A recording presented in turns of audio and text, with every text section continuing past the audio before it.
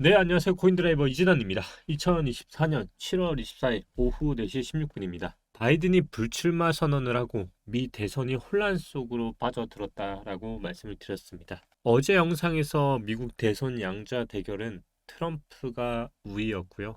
해리스는 45%로 근소하게 지고 있었습니다. 트럼프의 친암호화폐 정책에 반대로 해리스의 정책은 암호화폐 쪽이 긍정적인지 부정적인지는 모르지만 그동안의 그의 투자 행보를 봤을 때 보수적이라고 말씀을 드렸는데요. 단 하루 만에 돌풍을 일으키며 지지율의 지각 변동을 몰고 오고 있습니다. 불과 단 하루 만에 접전이었고 근소한 차이는 뒤집혔습니다. 44%대 42%. 구원 투수가 트럼프를 밀어냈다라면서 해리스의 가상 대결에서 승리를 하면서 또다시 근소한 차이로 이번엔 앞질렀습니다.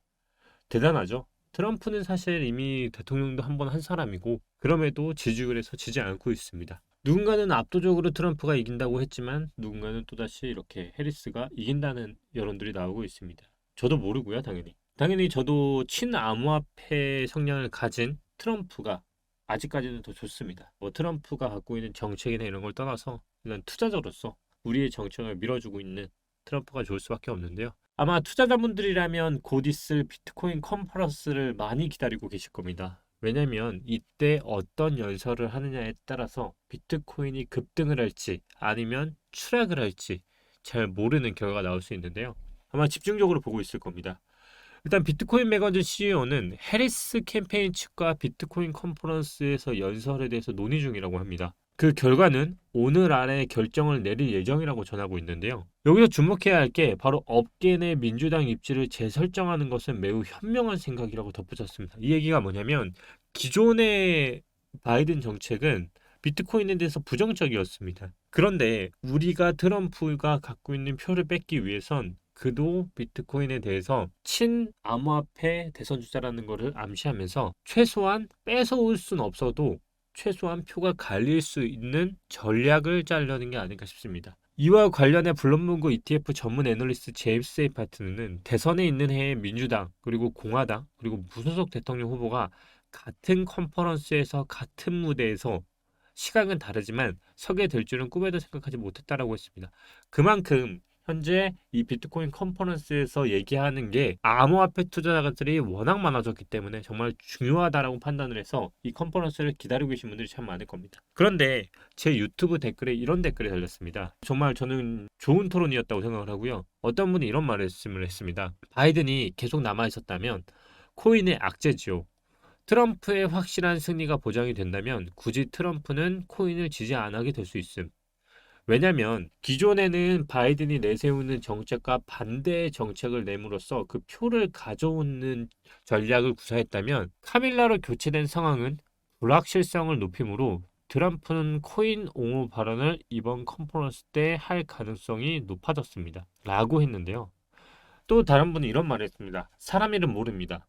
바이든 형이 라이벌이었을 땐 코인 옹호 발언으로 코인러들을 끌었는데 라이벌이 사라진 지금 트럼프 형이 굳이 코인 오름 옹호 발언을 할 필요가 없어짐이라고 하면서 저는 두 당사자 간의 의견이 둘 다 일리가 있다라고 판단을 했습니다. 그래서 결국 이번 컨퍼런스에서 독이 될지 아니면 약이 될지는 모르는 어떤 멘트를 하게 될 텐데 과연 저도 궁금해지는 상황인 것 같습니다. 과연 트럼프는 이번 비트코인 컨퍼런스 때 기존의 입장을 고수할지 아니면 또다시 반대로 적이 없어진 지금 그리고 해리스가 어떤 발언을 할지 모르는 지금 시간에 따라 발언 순서가 다르기 때문에 아마 전략을 그에 맞게끔 구사할 가능성이 있을 것이라 생각을 합니다. 결국 이 모든 것들은 미국 대선 뉴스는 암호화폐 변동성을 주도할 것이라고 말씀을 드렸습니다. 잘 알다시피 뭐 미대선이든 우리나라 대선이든 국회의원이든 결국 당선되기 위해선 어떤 말이든 뱉습니다. 결국 가장 좋은 거는 이 두 대선 주자들이 옹호 발언을 하면서 시장이 긍정적인 방향으로 흘러가는 것은 저 또한 원하는 바이고요. 뭐가 됐든 오르는 거는 항상 좋은 의도죠. 예, 저 또한 비트코인이 계속 올랐으면 좋겠고요. 하지만 강력한 벽에 부딪혀서 지금 주춤주춤 하고 있으니까요. 아무튼 어떤 강력한 이슈가 되기를 바랍니다. 비트코인이 저항해서 또다시 내려오고 있는 흐름이 나왔습니다. 역시나 끝나지 않는 마곡, 제가 호재로 분류드렸던 바로 호재와 악재로 분류되었던 그 악재 중에 하나인데요. 바로 마곡 사태입니다. 마곡 사태가 연이어 터져 나오고 있습니다. 정말 끝나지 않죠. 그 물량이 얼마나 남았냐고 하면 정말 많이 남았습니다. 아직까지도. 어제 새벽부터 마운트 곡스가 크라켄에서 채권자들에게 BTC와 비트코인 캐시를 상환하기 시작한 것으로 추정되고 있는데요. 결국 그 상환을 크라켄 거래소를 통해서 줬고요. 그 크라켄을 통해서 다시 매도가 이루어지고 있습니다. 이 채권자의 상환율은 40%가 넘는다고 합니다. 결국 100% 중에 아직까지 상환율은 40%고요. 60%의 물량이 남아 있습니다. 남은 상환액은 56억 달러로 아직까지도 정말 많이 남아 있습니다. 또한 현재 영상을 찍기 불과 몇 시간 전에 또다시 비트스탬프로 추가 입금이 됐고요. 이 물량 또한 지금 아직 매도는 이루어지고 있지는 않지만 입금이 되고 있는 상황을 파악했고, 또한 30분 전 까지만 해도 마운트곡스 물량이 대규모로 이체가 되고 있습니다. 마운트곡스 이슈는 아직 끝나지 않았다고 누군가는 말하는데요. 28억 5천만 달러 규모의 42,587개의 BTC가 마운트곡스 콜드 월렛에서 이체된 사실이 확인이 됐습니다. 이 중 3만 7천여 개는 채권자 상환을 위해 상환될 예정이고, 다만 최근 마운트 곡스 상한 이슈가 수차례 있었으나 시장은 이를 무리 없이 소화를 하였다는 사실을 기억해야 합니다. 무리 없이라고 하기에는 너무 많이 떨어졌었죠.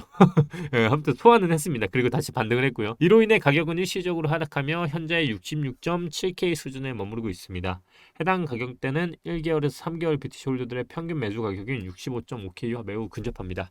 만약 해당 지지가 무너진다면 3개월에서 6개월 홀더들의 평균 매수가 가격대인 63.6K를 눈여겨봐야 합니다라고 하는데요. 너무 뻔한 얘기 말고 좀 살펴볼게요. 아셔야 할 게, 이번 마운트 곡스가 또다시 하락을 불렀을 때 누군가는 샀습니다. 그 누군가가 샀을 때 저는 사실 하락을 했을 때 하락이라고 단정지어서 영상을 통해 말씀을 드렸는데요. 그 이유 중에 하나가 바로 이 구간입니다. 이 파란색 구간이 뭐냐면 바로 20주간 EMA, 바로 이동평균선인데요. 20주 이동평균선이 처음으로 하락 밑으로 내려오면서 저는 추세가 이탈을 했다라고 판단을 했고요. 그리고 지금 다시 반등을 했습니다. 그러면 이탈을 하고 다시 반등을 했을 때 누군가가 들어왔을 거잖아요. 그게 바로 평균 단가가 64K입니다. 현재 기준으로 보면 66K에 머물러 있고요. 64K에 그 매수한 물량의 이동 평균선, 매수 단가가 몰려 있습니다. 그러니까 불과 2K밖에 차이가 안 나고 있습니다. 그만큼 지금 위의 저항과 아래 이번에 새로 들어온 누군가의 고래들이 평균 단가가 거의 큰 차이가 없는 상황이고요. 내가 정말 고래가 되고 싶다 하시는 분은 지금 사셔도 2000K밖에 차이가 안 나기 때문에 2%밖에 차이가 안 납니다. 나는 64K에 들어온 누군가의 고래들과 매수 평균가를 맞추고 싶다. 그럼 지금 사셔도 2%밖에 차이가 안 난다는 걸 알고 매수하시면 되고요. 그 형을 믿고 하시면 됩니다. 제가 기존 영상에서도 말씀드렸다시피 이 아이바이티 블랙록이 매수를 했을 때 그동안의 결과물들을 보면 하락으로 전환을 했다라고 말씀을 드렸죠. 기존에 이제 매수 세력이 들어왔었던 블랙록, 그리고 블랙록, 그리고 이번에 들어왔을 때도 마찬가지였습니다. 이 결과가 나오고부터 또다시 하락으로 전환을 하기 시작했었고요. 지금 또한 비트코인은 물량이 들어오고 이렇게 또 하락 전환을 하기 시작했습니다. 이 물량이 기존에 보여드렸던 자료처럼 얼마만큼의 하락으로 이어질지는 사실 잘 모릅니다. 기존에는 하락하고 다시 반등하고 하락하고 상승 들어오고 쭉 하락하고 있는데요. 지금은 사실 이 정도밖에 하락을 안 했습니다. 근데 이게 더 길어질지 아니면 더 긴 꼬리를 만들지는 모르지만 한번 일단 살펴봐야 할 구간인 것 같고요. 일단 저는 현재 차트로만 봤을 때는 일단은 헤드앤숄더 차트이지 않을까 싶습니다. 결국 되돌림을 받는 구간이지 않을까라고 생각을 하고 있는데요. 또 의심스러운 거는 이 부분인 것 같아요. 월봉이 이제 얼마 안 남았다라는 겁니다. 일단 월봉만 살펴봤을 때 비트코인은 분명히 22평선을 이탈하고 다시 반등을 하고 있는 모양새입니다. 그리고 현재 구간으로 봤을 땐 제가 항상 좋아하는 아래 꼬리를 달 그리고 양봉 전환인 건 분명한 사실인데요.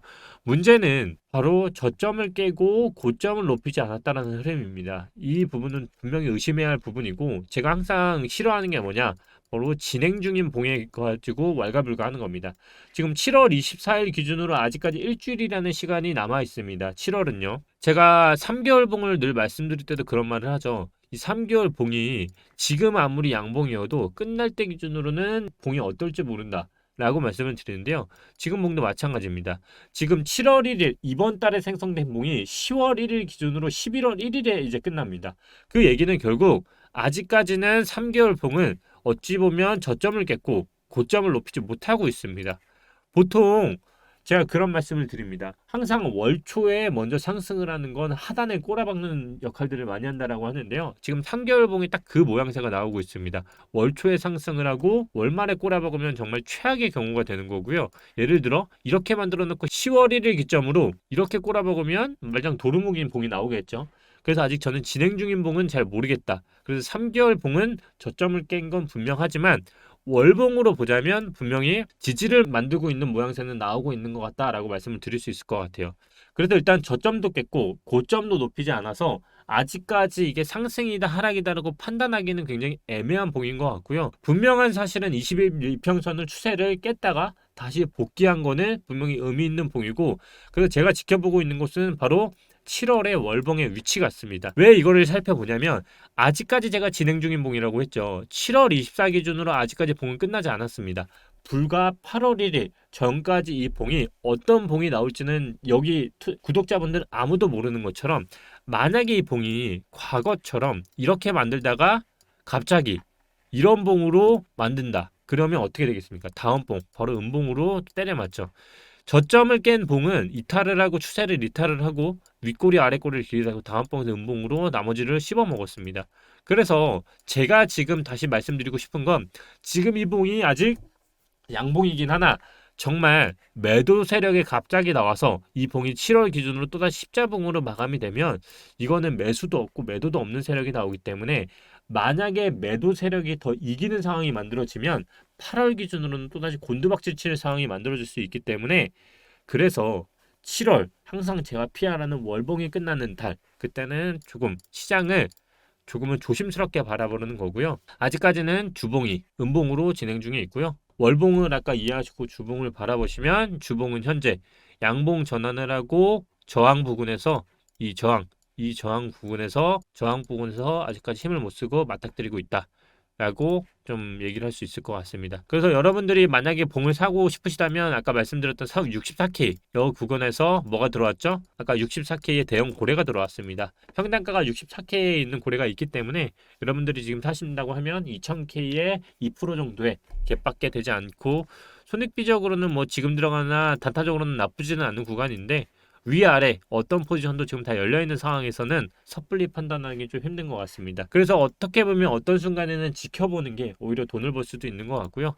저 또한 그러기 때문에 여기서 가장 현명한 선택, 지금도 저는 똑같이 후회하지 않을 겁니다. 바로 5대5 전략으로, 애매할 때 전략으로 지금 추구하고 있는 것 같습니다. 그렇기 때문에 아마 유튜브 댓글에서도 이런 말씀을 하신 것 같습니다. 형, 근데 어차피 오를 건데 1억보다는 9천에 사는 게 낫지 않아? 형은 6천을 기다리고 있는 거지. 제가 이런 답변을 드렸는데요.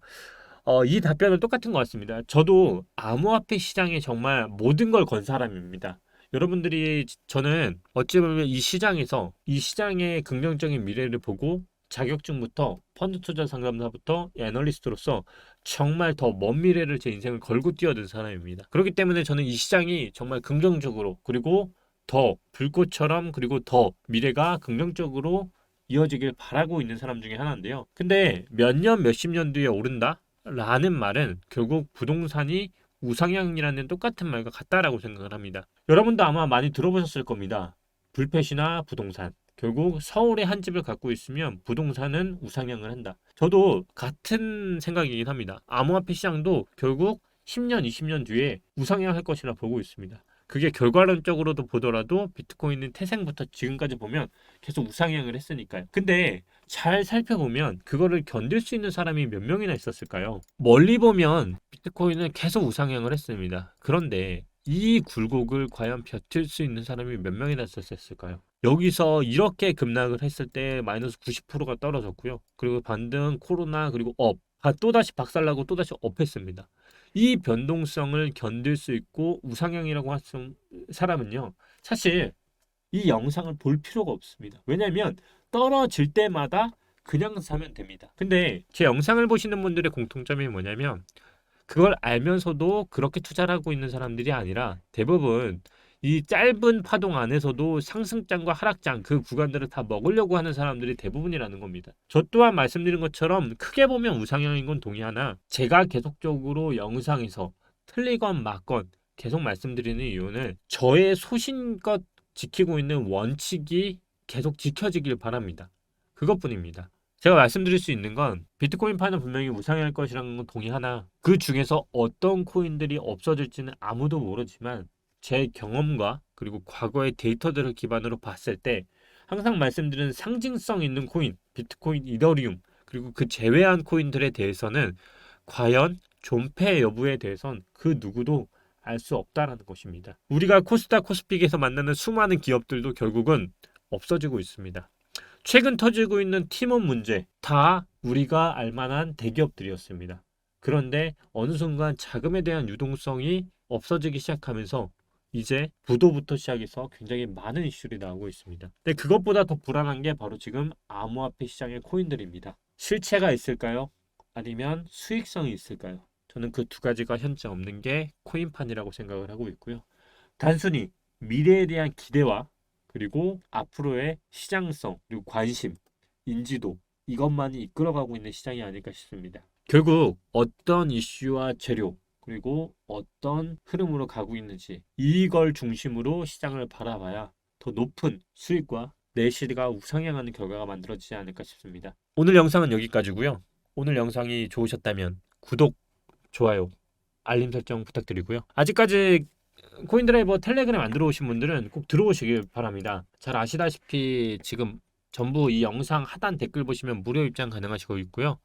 시황뿐만 아니라 제가 아무리 뭐 월수금으로 영상 촬영을 한다고 해도 타점이 있으면 타점도 드리고 있고요. 이런 것들을 모두 그냥 무료로 제공해 드리고 있습니다. 어렵지 않으니까요. 오셔서 실시간 흐름들 같이 호흡하면서 즐겨보도록 하겠습니다. 감사합니다. 오늘도 이진환이었습니다.